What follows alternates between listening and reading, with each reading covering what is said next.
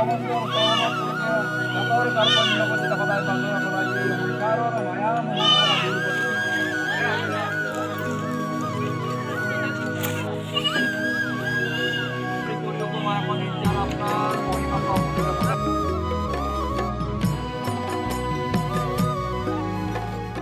গুৰু দুজনাৰ যি আদৰ্শ, গুৰু দুজনাই প্ৰৱৰ্তন কৰি যোৱা আমাৰ যি ধৰ্ম, সেই ধৰ্মৰ প্ৰচাৰ আৰু প্ৰসাৰৰ প্ৰতি লক্ষ্য ৰাখিয়ে আমাৰ চিন্তাত সমূহীয়াকৈ শৰণ দিম।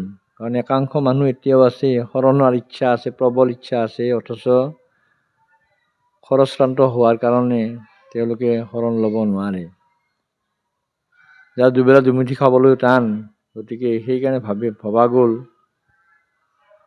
যে সেইখিনি মানুহক, যিখিনি মানে আমি আনট্ৰডেন পিপুল বুলি ক'ব পাৰোঁ, সেইখিনি মানুহক যদি শৰণ দিয়া যায় তেতিয়াহ'লে মহৎ উপকাৰ এটা হয়। আৰু সেই কথা ভাবিয়েই আমাৰ বৰপেটা সত্ৰ পৰিচালনা সমিতিৰ সমূহ সদস্যক কোৱাৰ লগতে এজন সদস্য দীপক দাসক দায়িত্ব দিয়া হ'ল।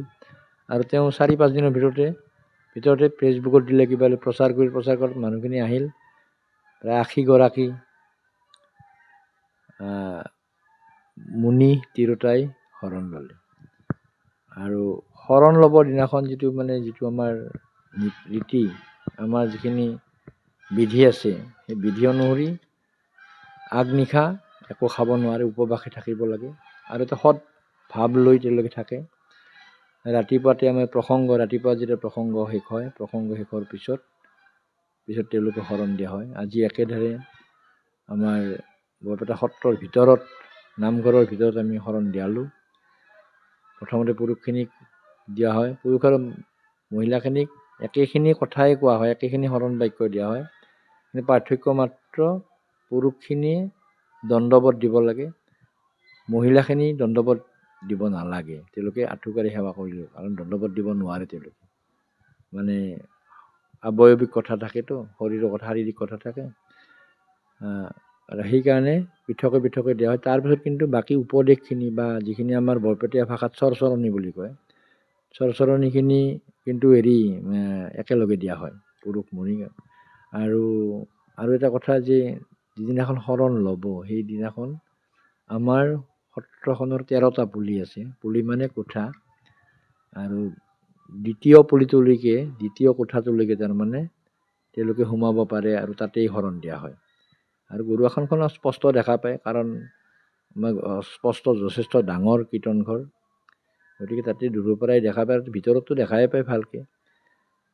সেইকাৰণে সেইখিনি সময় 1 ঘণ্টা বা 1.5 ঘণ্টা সময় তেওঁলোকক তেনেকৈ শৰণ বাক্য দিয়া হয়, শৰণ পাঠ কৰা হয়। তেনেকৈ শৰণ দিয়া হৈছে আজি। আৰু অদূৰ ভৱিষ্যতেও ভাবিছোঁ, যদি এনেকৈ কিছুমান মানুহে অভাৱৰ কাৰণে হয়তো ল'ব নোৱাৰে, বা প্ৰবল ইচ্ছা আছে কিছুমানে বৰপেটা সত্ৰত শৰণ ল'ব বিচাৰে, গতিকে জাত পাত সম্প্ৰদায়ৰ কোনো কথা নাই।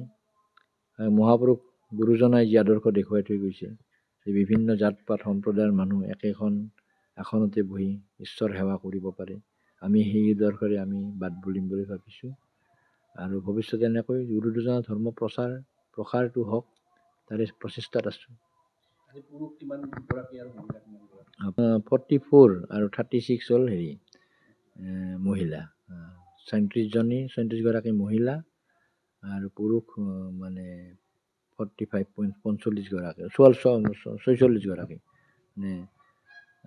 44 গৰাকী। তাৰে ভিতৰত বিবাহিত আছে, অবিবাহিতও আছে। দিয়া হৈছিল, কিন্তু নামঘৰৰ ভিতৰত তেনেকৈ দিয়া মনত নপৰে। 10জন, 20জন, 12জনলৈকে, আমিয়েতো 12জনলৈকে দিছোঁ, কিন্তু বা 20জনলৈকে হয়তো খুব বেছি দিছিলে। কিন্তু এইবাৰ হৈছিলে, আমি যেতিয়া প্ৰথম বৰপেটা সত্ৰ শাখা সত্ৰ সমাজ অসমৰ অধিৱেশন পাতিছিলোঁ, তেতিয়া 100জনৰো অধিক মানুহ শৰণ দিয়ে। কিন্তু নামঘৰৰ ভিতৰত নহয়, আমাৰ কাষতে যোগমোহন গৃহ আছে, তাতে দিয়া হৈছিলে, দিয়া হৈছে। প্ৰথম দিনৰ ভিতৰত দিয়া হয়, কিন্তু বেছি সংখ্যক দিয়া নহয়, এইবাৰ বেছি সংখ্যক দিয়া হৈছে। আৰু ঠাইও আছে আমাৰ যথেষ্ট বহল।